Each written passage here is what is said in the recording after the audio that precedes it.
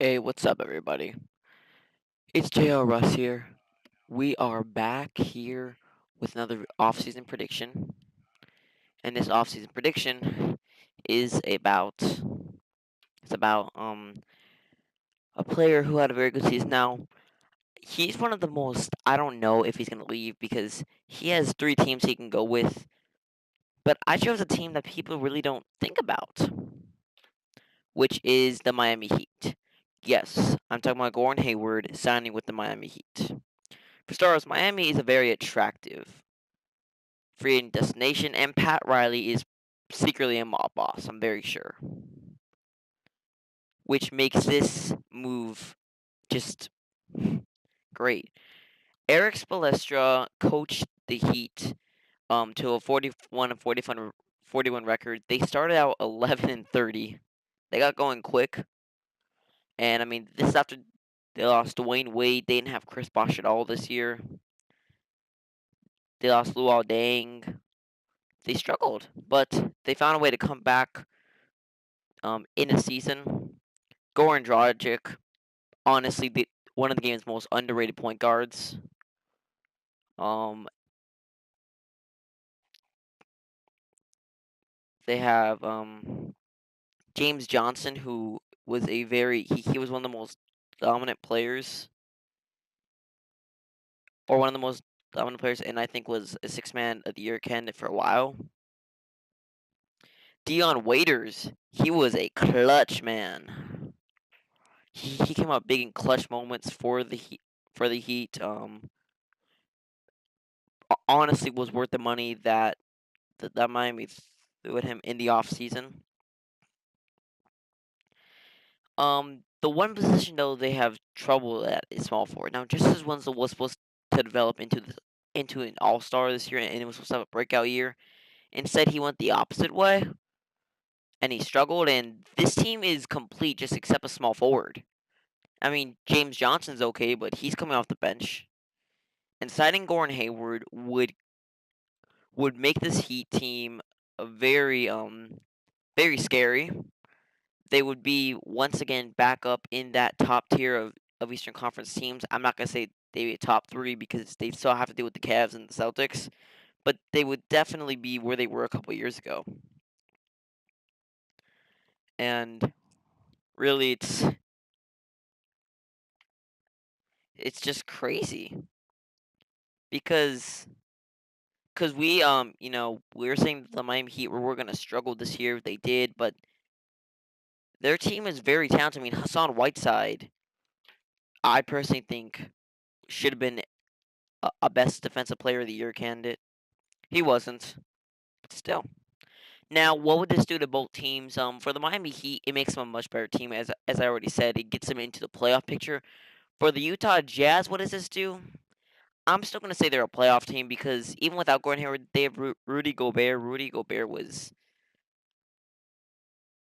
easily one of the best defensive players in the league, if not, and he was arguably the best. He was the best defensive center, and I honestly think he was the best center in the league. Some could say it was Karl Anthony Towns, but I think it was Rudy Gobert. Um,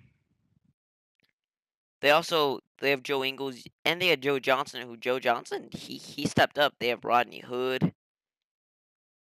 So it's not like the Jazz are over without Gordon Hayward. They won't be that. They won't be a top four team. They'd probably be more around the 6, 7, or 8 seed, but they'd still be in the playoff picture.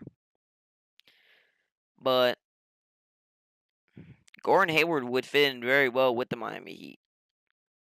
Um, and Eric Spoelstra, I mean, it was shown when Spoelstra was on the when he was coaching LeBron James. It was very much noted that I mean, I'm not saying that Gordon Hayward is LeBron James because he's definitely not LeBron James. Sorry for watching Gordon Hayward, but you're not as good as LeBron James. But he's definitely an upgrade from what they have right now, which is a tough choice between Justice Winslow, James Ennis, or Joe Johnson, or no, or not, or James Johnson. And Gordan Hayward will be part of the Miami Heat. Um, Now there are the Celtics, which I think is another very likely, which he could end up there, and it wouldn't be too much of a stretch to say he ends up there. But I mean, I can't really think of any other places besides Utah, Miami, or Boston of where over Gordon Hayward would or could end up.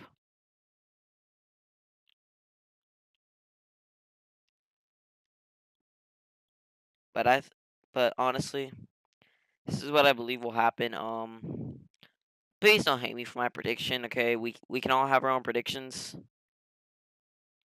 Everybody is entitled to their own opinion, but that's what I believe will happen. Anyway, thanks for watching this video. This is my third off-season prediction. It's been very fun doing these videos. I hope to get a lot more out. NBA Finals Game 5 is today, so expect to see something on that on my prediction.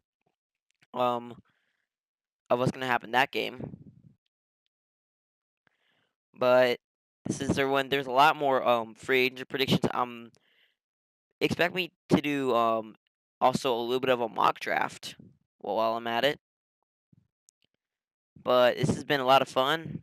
Thanks for the bit of support you guys have been showing me. It's meant a lot,